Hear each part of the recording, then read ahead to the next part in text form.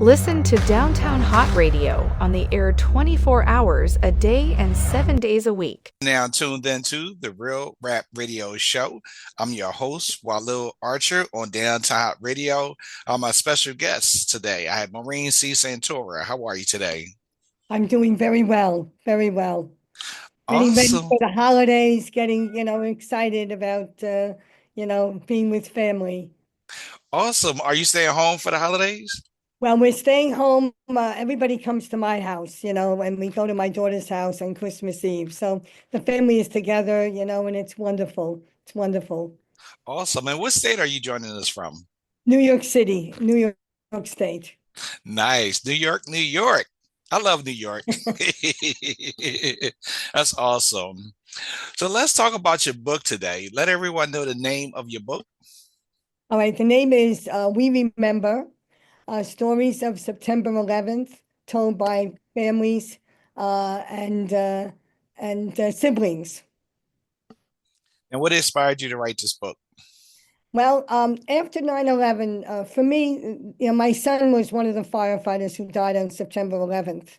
And for me, the biggest tragedy was the loss of life, that the people, were killed for no reason other than the fact that they were in the World Trade Center buildings, and it was an act of hate.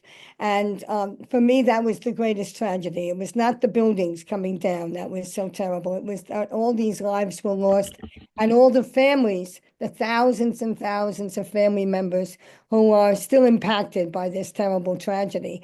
And so I wanted to let people who were not there, people who are now in a generation where they were not witness to September 11th, know about some of the people who died on September 11th. And I sent out letters to the various organizations that started up after September 11th. And I invited people who wanted to tell the stories of their loved ones.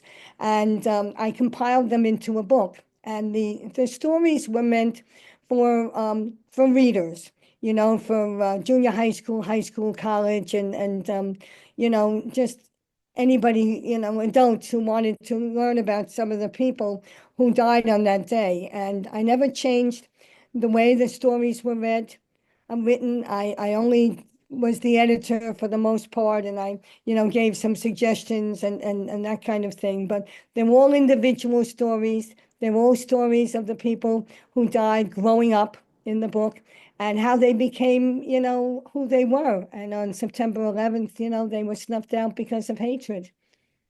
And talk to us about the experience with talking to the family members that you had interviewed. All right. Well, I didn't know anybody who was, who sent me, their letters and their stories, and we became friends because I was on the phone with them and we were on the internet and we spoke on a regular basis. And I came to learn about them and their families and their struggles and the grief that they experienced, and some of the grief was very different from other family members, but that was okay. It was all right. And they all said to me that it was the most difficult thing they had ever done, but they were very happy that they did it.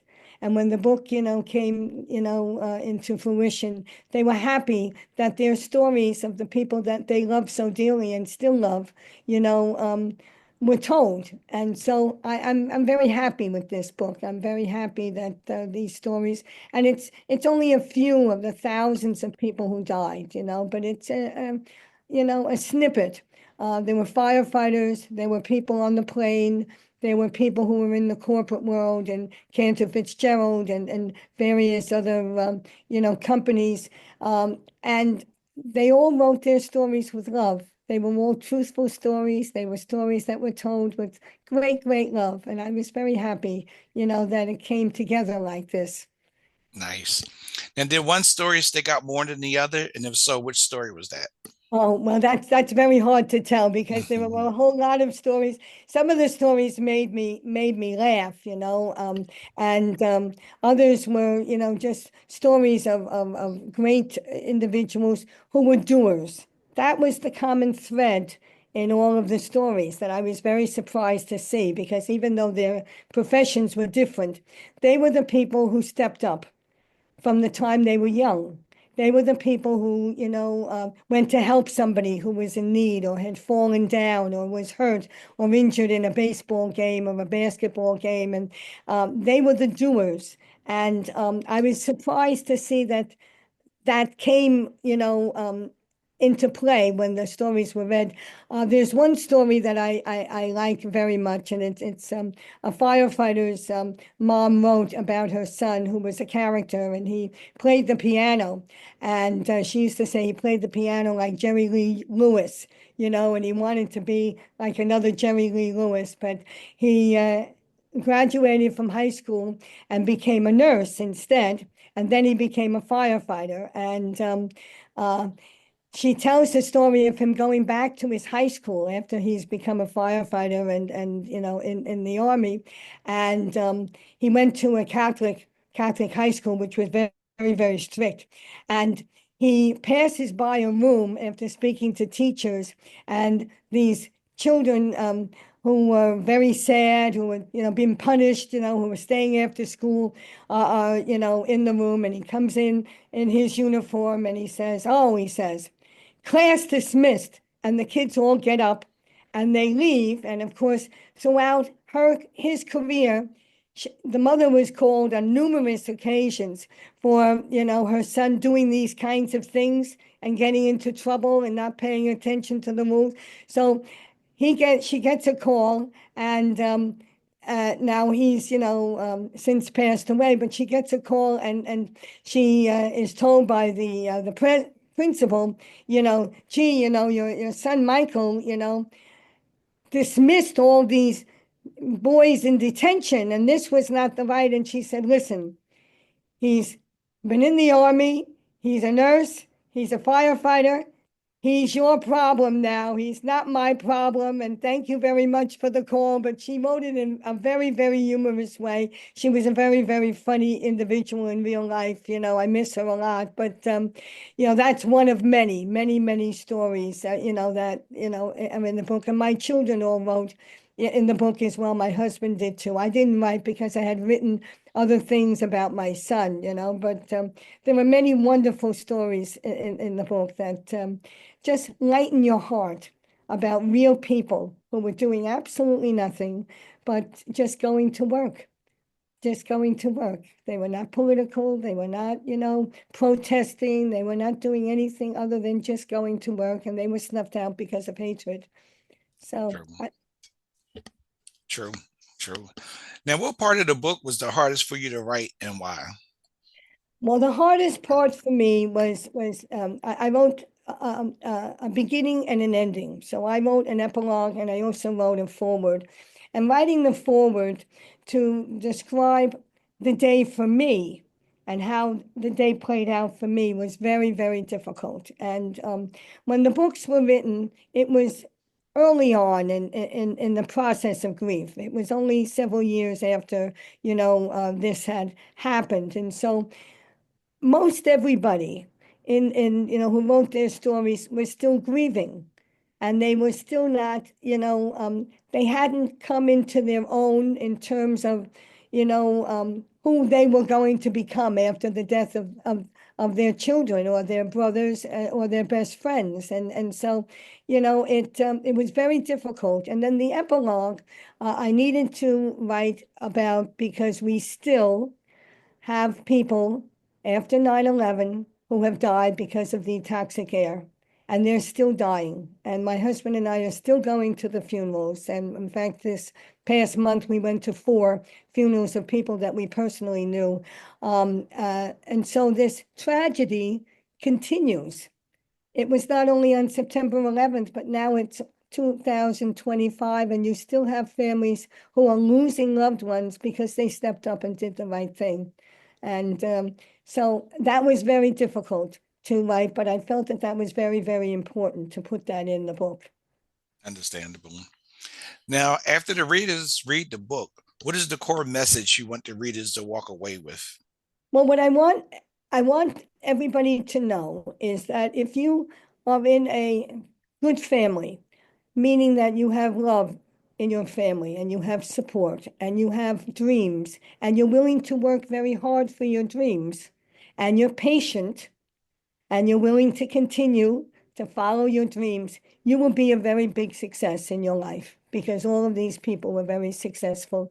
And the jobs that they had, from firefighter to, managers and CEOs, were gained, and these were their dream jobs. And these people worked toward this, but they didn't get these jobs immediately. The jobs that they got were their dream, and they were willing to work hard and put in the time. And I wanted, especially young people today who think everything should be immediate, that life should be given to them instantaneously. That's not how it goes. You have to put in the work, and you have to put in the time, and you have to be patient, and you have to follow the dream to the letter of the law, and not give up, and not give up. And so that's the message. And I wanted, everybody to know sometimes growing up is hard, and you make mistakes, and it's okay to make mistakes. That's part of growing up. But if you continue on the path and you have a supportive group, friends, family, aunts, uncles, somebody in your life that will support you, you will be very successful in life. You will be very successful. And I wanted young people to know that. So true. From writing this book, did it change you in any way? Well, I think, for me, after 9/11, and this is true for anybody who has lost somebody that they really, really love, you can't understand why you're here and they're not. You don't understand how this has played out, but you get to choose how you're going to live the rest of your life. And so for me, and my husband as well, we decided that we were going to try and keep Christopher's memory alive by doing good things. So I've become an activist, which I never was. Now, I'm not a political activist, but I'm an activist regarding 9/11 issues, and I have fought and gone down to Washington for the Zadroga bill and for a number of other things that I think are, just a terrible, heinous, misunderstanding, maybe is another word you can use, of not understanding the terrible pain that these families have, incurred. And so I've become an activist. I also, am a person that believes that, your journey in life is not always a smooth one. And so, sometimes you think everything is perfect and wonderful, and then whammo, something terrible happens. Well, you get to choose how you react to that. And for me, that's been my journey in life. I've been very, very blessed. I have 9 grandchildren. 7 of them are boys. My son grew up in a family with all girls, and 7 of them are boys. And we always say, well, Christopher made sure that there were not too many girls, in the next generation, that the boys were, the dominant ones, and I have 2 granddaughters and 7 grandsons, but, they're my blessings. Their personalities, some of them have personalities that are very much like my son. And so the blessings continue, and God has been very good to me, very good to me. Wonderful, wonderful. Was there ever a moment that you thought about stop from writing the book? No, I think, when you decide to, put ideas, to paper, it's a commitment that you make. And it's, I was going to continue, and I was going to finish it, because I felt that this was a very important story for everybody. And especially now, there is nobody alive, who witnessed September 11th. All the people who are in school today, from, kindergarten through college, were, not alive. And if they were infants, So we have a generation of people that are being told this story from a secondhand perspective. Now, some of us, are old enough to remember, and many parents remember, and so forth. But for the children and for the young people, they don't remember how our world changed. We used to be able to go on the train and the subway, and and on the airplane in particular, without taking off our shoes, without having our bags inspected, without having all this scrutiny, we would just get on and go on our journey. That's no longer true. And this generation doesn't know anything else.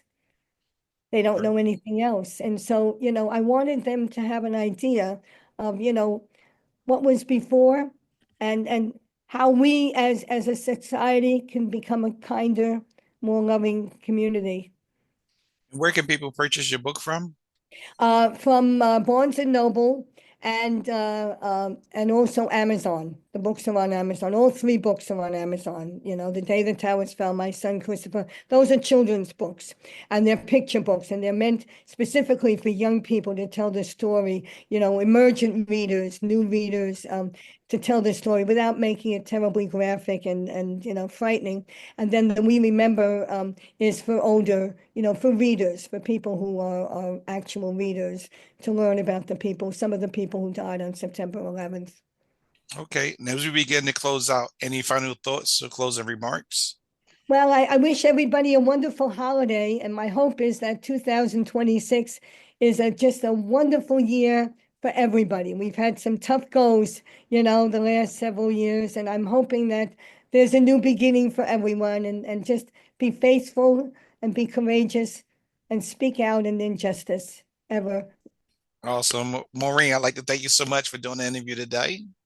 You're very welcome, and thank you for having me, and I hope you have a wonderful, wonderful Christmas and holiday and New Year yourself. Thank you, and same to you. So that's my time today on the Real Rap Radio Show, and I'll see you guys next time on the Real Rap Radio Show with Walil Archer on Downtown Hott Radio. Peace and blessings, everyone. Listen to Downtown Hott Radio on the air 24 hours a day and 7 days a week. Tune in by downloading the Downtown Hott Radio's mobile app. Listen on our website, www.downtownhottradio.com.